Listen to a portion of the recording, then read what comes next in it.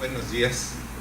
Bien, quiero primero que nada agradecer a la doctora Isis que pues, nos invita a esta reunión que me parece muy importante.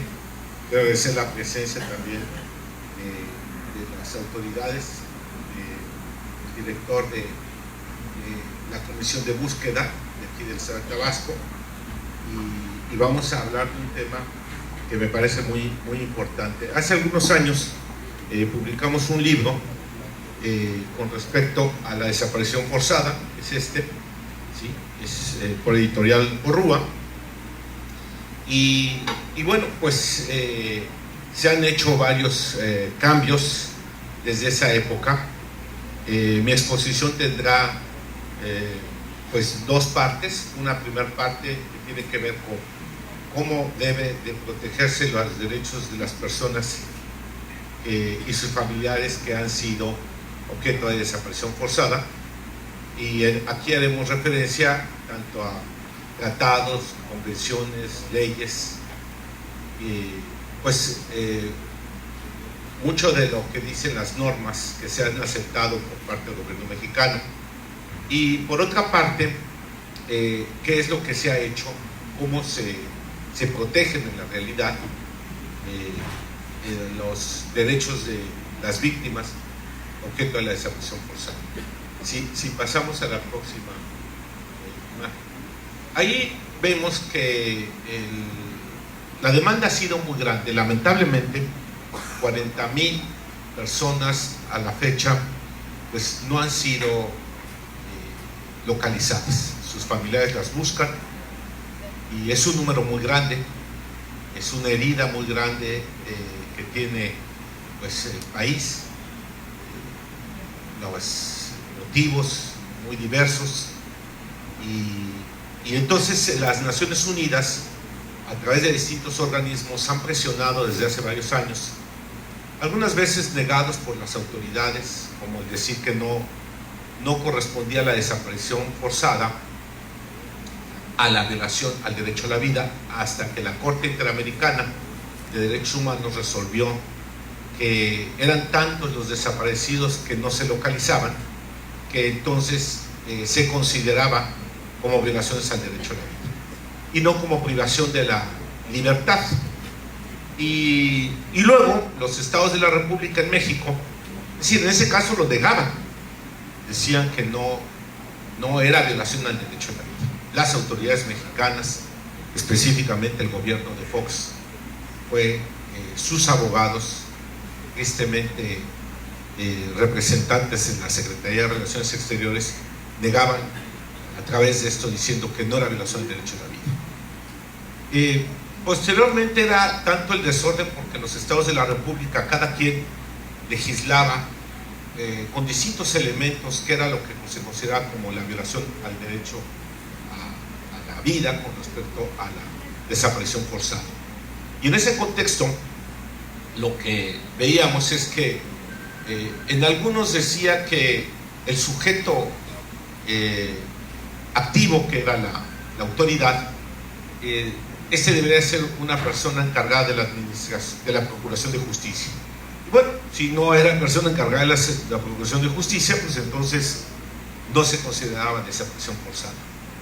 Y así una serie de limitaciones que decía que debería estar en funciones, y si no estaba en funciones, entonces pues tampoco se consideraba que era responsable el Estado. Entonces era tal el desorden porque algunos ponían, no solamente en cuanto al núcleo del tipo penal, sino también en cuanto a la sanción. En algunos ponían 4 años, 5 años, otros 15, 20 años. Entonces Naciones Unidas propuso la homogeneización. Nosotros lo dijimos también en nuestro libro, que tenía que modificarse en este libro que les acabo de mencionar.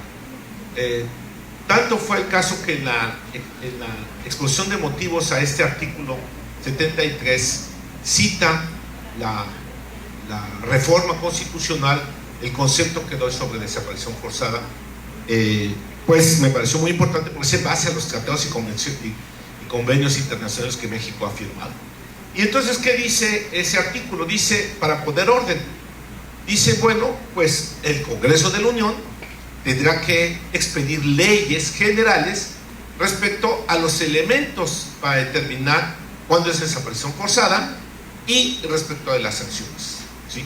Entonces, es un paso muy importante para poner orden en cuanto, si bien es cierto que se respete la autonomía, que es muy importante, de los estados de la República, porque es tanto lo que se nos ha quitado de facultades a nivel de los estados, también es importante que haya directrices uniformes para que podamos nosotros determinar cuándo hay violación al derecho a la vida por caso de desaparición forzada. Luego ya se expidió, si ustedes ven, al año siguiente la ley, a los 2 años la ley general, ¿sí? Y con algunas, y debo decirles, deficiencias, y lo voy a decir por qué, es muy importante.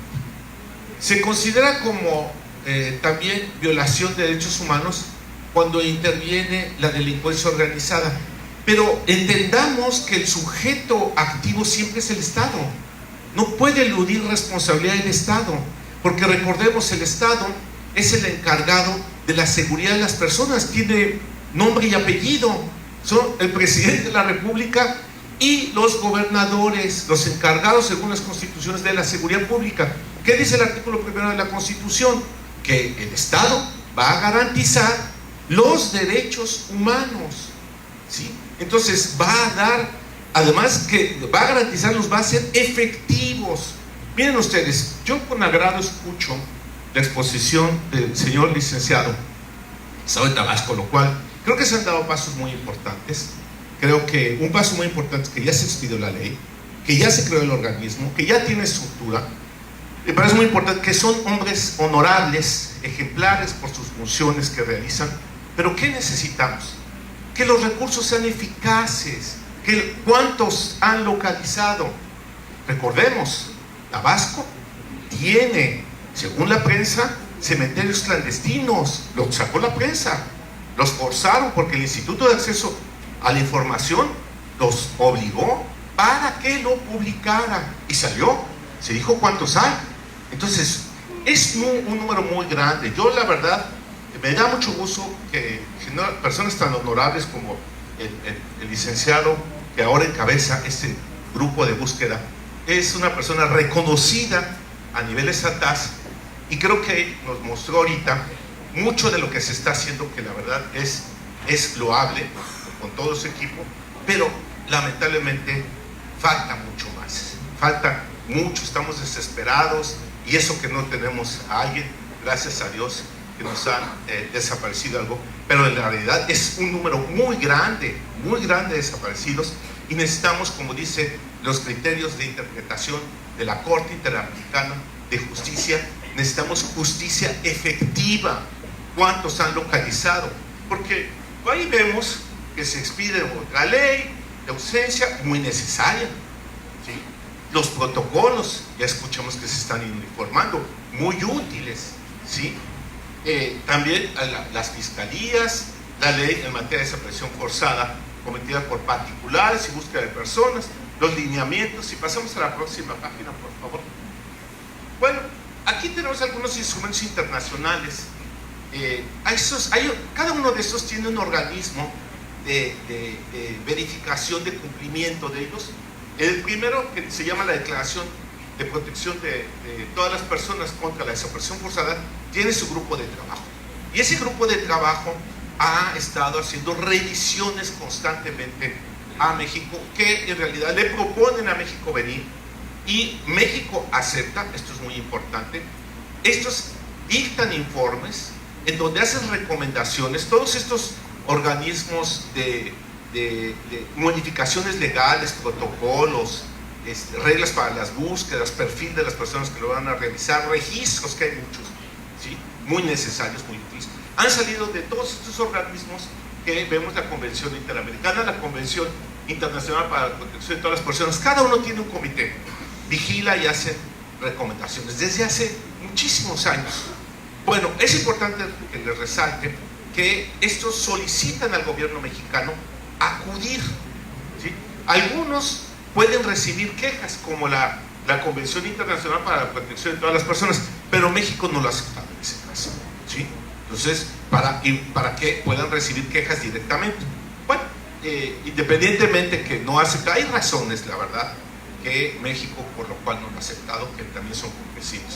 Pero ahorita no vamos a hacer referencia. Lo que sí quiero hacer referencia es que esta práctica de solicitar al gobierno mexicano, que lo hacen en todos los países donde hay desaparición forzada, ¿no? Y que dictan informes y que dictan reglas generales, observaciones, es jus cogens. ¿Qué significa esto? Significa que es una práctica que la comunidad internacional lo ha establecido como un derecho. Y entonces, ¿qué es lo que tenemos? Que se han creado reglas para la protección de las personas que, aunque no estén en un tratado, ya han sido diseminadas a través de los usos y costumbres que los estados han estado aceptando a estos comités, han aceptado no solamente su visita, sino que han aceptado también los informes y las recomendaciones. En ese contexto creo que es muy importante tomar en consideración estos informes y que son jus cogens. ¿Qué significa que son jus cogens? Son normas imperativas, están por encima misma de la Constitución, porque son los acuerdos de la comunidad internacional. ¿Y estos qué contienen? Bueno, pues que la justicia tiene que ser efectiva, ¿sí? Que debe de haber sistemas de registro eficaces, que debe de haber resultados, ¿sí? Entonces yo creo que vamos avanzando, me parece muy importante, estamos avanzando. Si pasamos a las próximas pantallas, ahí tenemos otros documentos que de alguna manera señalan esto que digo que es jus cogens, porque el jus cogens o normas imperativas son, por ejemplo, la privación abusiva de la libertad, que de alguna manera es uno de los elementos de la desaparición forzada, y la no discriminación, porque en ese caso, que es un principio también, se considera entonces, según la Convención de Viena, pues como jus cogens. Bueno, y si pasamos a las siguientes, ahí tenemos el concepto de lo que consideramos nosotros y que viene en la exposición de motivos de la reforma constitucional del artículo 73. El sujeto pasivo son las personas, ¿sí? Bueno, primero es una privación de la libertad, pero siempre es una persona humana, ¿sí? Muy importante. El sujeto activo es el Estado, que puede actuar con una acción, apoyo o aquiescencia, quiere decir una omisión. Es decir, el hecho de que la delincuencia organizada lo realice, pues significa que el Estado no cumplió es decir, realizó una acción por omisión, no cumplió su función de garantizar la seguridad de las personas, la seguridad pública. Entonces hay un consentimiento, ¿sí? Y también los sujetos, si regresamos, pueden ser también, según el informe de los grupos de trabajo, los grupos políticos, ¿sí? Esto es muy importante, se considera también como un sujeto también activo, ¿sí? Esto de los particulares también se encuentra, porque también esto hay que mencionarlos. Lo decíamos, si es la delincuencia organizada, son particulares, pero ¿dónde lo dice? En la Declaración contra la Desaparición, en el Estatuto y en la Convención Interamericana lo establecen. No son solamente del Estado, es decir, son los particulares, pero con la aquiescencia del Estado. Si pasamos, por favor, a la siguiente. Bueno, ¿qué han sido recientes, muy recientes? Hay pasos, esto también hay que mencionarlo, con la alerta AMBER, con el protocolo ALMA, el CEDAW en 2018 ha estado diciendo cómo el caso, bueno, ha dicho que debe de adoptarse políticas y protocolos, y que para disminuir el feminicidio, trata, explotación sexual, trabajo forzoso y evidentemente la desaparición forzada, pues ha dicho que se debe de simplificar, armonizar los procedimientos para activar lo siguiente. Y aquí también señala la efectividad de la alerta AMBER, como ha sido, por ejemplo, elevado, ha estado subiendo en 2014 al 62%, 2015 68% y 2016 70%. Así, ese tipo de medidas necesitamos eficaces, Chihuahua se ha considerado también, pero también el número es muy grande, la incidencia es altísima, ¿sí? También quiero decirles algo que me parece muy importante. ¿Por qué tanta violencia? ¿Por qué tanta violencia? Yo creo que es también lo que está en el ambiente. Sí, si vemos un modelo económico con una economía salvaje, en donde, por ejemplo, los medios masivos de comunicación están descontrolados, el Estado no cumple su función de supervisión, llega uno, quiere ver, por ejemplo, en horario estelar, las noticias, y un poco antes hay unas comedias y pasan a un fulano golpeando con una pobre mujer. Dicen, bueno, qué violencia, es decir, hasta uno lo reprime. Imagínense en horario estelar nuestros jóvenes que están viendo. Claro, eso se repite, se considera como normal, y el Estado no controla. Entonces necesitamos un Estado que también realice funciones de vigilancia, porque eso se considera como normal. Entonces esa violencia también se encuentra en los hogares, en donde también hay violencia familiar, y necesitamos entonces disminuir, necesitamos un Estado garante de nuestros derechos.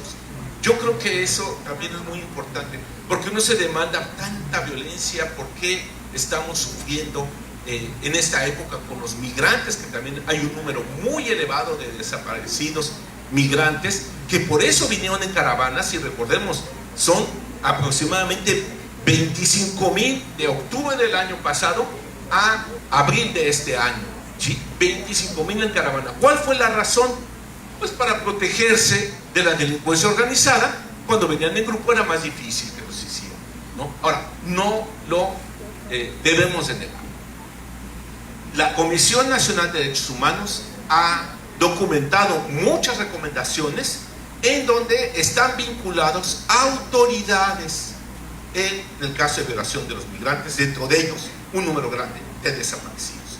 Entonces yo creo que necesitamos también cambiar el perfil con personas honorables que sean un ejemplo, como el caso que me da mucho gusto de esta comisión que está ya trabajando, dando resultados, y lo que sí debemos de decir es que es tanto el trabajo que tienen, es tan alta la incidencia, que necesitamos que nuestro Estado-nación garantice, haga efectivo los derechos sobre algo tan importante como es la vida humana. Muchas gracias.